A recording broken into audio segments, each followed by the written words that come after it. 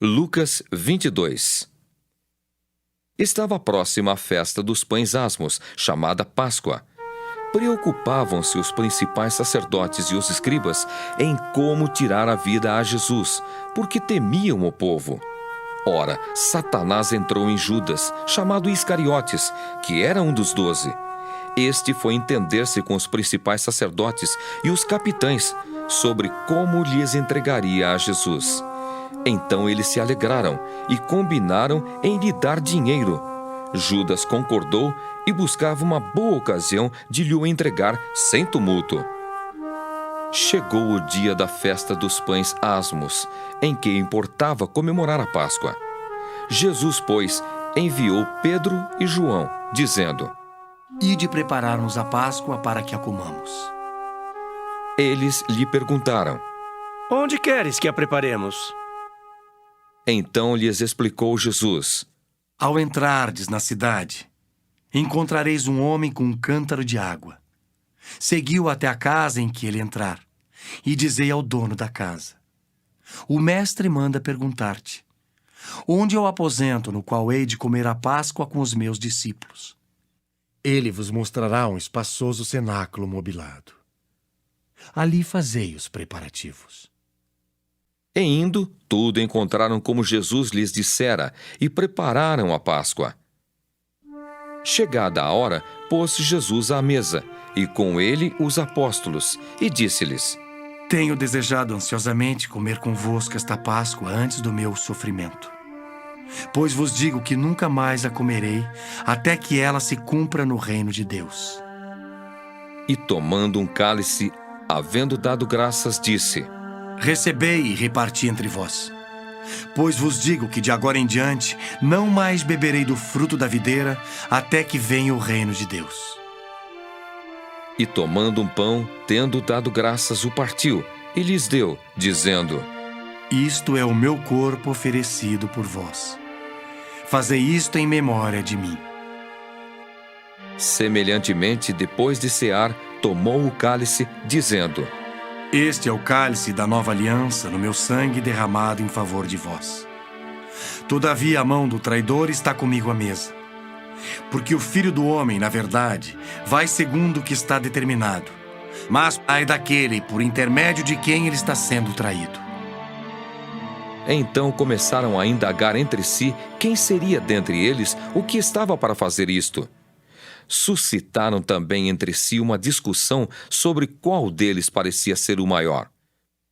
Mas Jesus lhes disse: Os reis dos povos dominam sobre eles, e os que exercem autoridade são chamados benfeitores. Mas vós não sois assim. Pelo contrário, o maior entre vós seja como o menor, e aquele que dirige seja como o que serve. Pois qual é maior? Quem está à mesa ou quem serve? Porventura não é quem está à mesa? Pois no meio de vós eu sou como quem serve. Vós sois dos que tendes permanecido comigo nas minhas tentações. Assim como meu Pai me confiou um reino, eu vô-lo confio, para que comais e bebais a minha mesa no meu reino. E vos assentareis em tronos para julgar as 12 tribos de Israel. Simão, Simão, eis que Satanás vos reclamou para vos peneirar como trigo. Eu, porém, roguei por ti, para que a tua fé não desfaleça. Tu, pois, quando te converteres, fortalece os teus irmãos. Ele, porém, respondeu: Senhor, estou pronto a ir contigo, tanto para a prisão como para a morte. Mas Jesus lhe disse: Afirmo-te, Pedro, que hoje 3 vezes negarás que me conheces antes que o galo cante.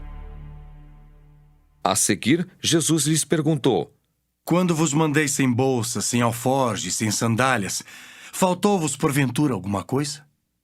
Nada. disseram eles. Então lhes disse: Agora, porém, quem tem bolsa, tome-a como também o alforje. E o que não tem espada, vende a sua capa e compre uma. Pois vos digo que importa que se cumpra em mim o que está escrito. Ele foi contado com os malfeitores, porque o que a mim se refere está sendo cumprido. Então lhe disseram: Senhor, eis aqui 2 espadas. respondeu-lhes: Basta. E saindo, foi como de costume para o Monte das Oliveiras, e os discípulos o acompanharam. Chegando ao lugar escolhido, Jesus lhes disse: Orai para que não entreis em tentação. Ele, por sua vez, se afastou cerca de um tiro de pedra e de joelhos orava, dizendo: Pai, se queres, passa de mim este cálice. Contudo, não se faça a minha vontade, sim a tua. Então lhe apareceu um anjo do céu que o confortava, e estando em agonia, orava mais intensamente.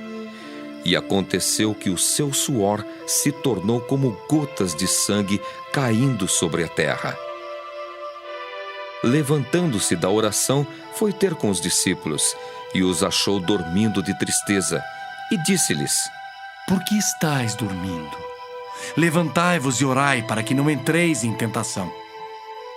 Falava ele ainda quando chegou uma multidão, e um dos 12, o chamado Judas, que vinha à frente deles, aproximou-se de Jesus para o beijar. Jesus, porém, lhe disse: Judas, com um beijo traís o Filho do Homem? Os que estavam ao redor dele, vendo o que ia suceder, perguntaram: Senhor, feriremos a espada?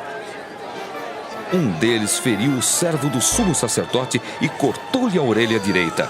Mas Jesus acudiu, dizendo: Deixai, basta. E tocando-lhe a orelha, o curou. Então, dirigindo-se Jesus aos principais sacerdotes, capitães do templo e anciãos que vieram prendê-lo, disse: Saístes com espadas e porretes como para deter um salteador?